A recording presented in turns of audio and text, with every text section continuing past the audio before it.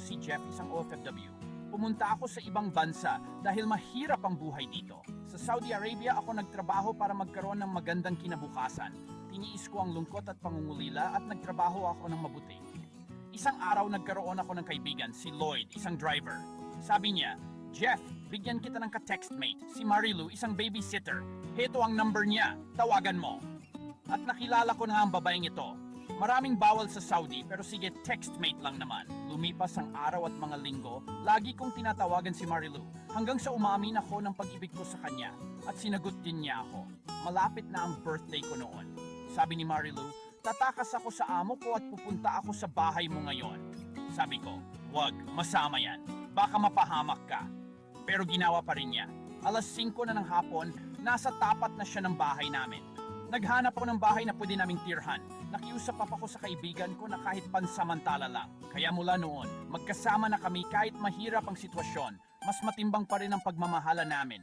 6 na buwan na kaming magkasama at plano kong magbakasyon sa Pilipinas.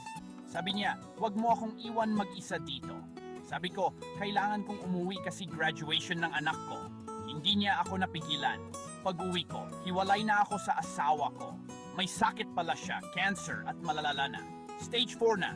Humingi siya ng tulong sa akin at tinulungan ko naman siya. Sinamahan ko siya sa ospital buong araw.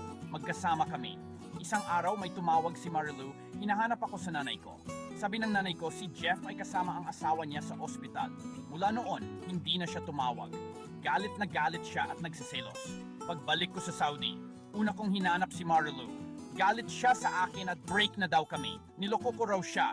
At yun din ang araw na tumawag ang nanay ko. Sabi niya, Jeff, patay na ang asawa mo.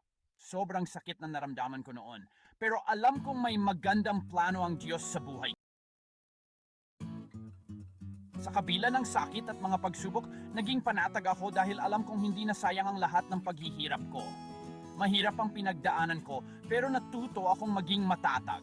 Natutunan ko ang tunay na kahulugan ng pagmamahal at sakripisyo. Napagtanto kong kahit gaano kalayo, mananatiling matibay ang samahan namin ng mga mahal ko sa buhay.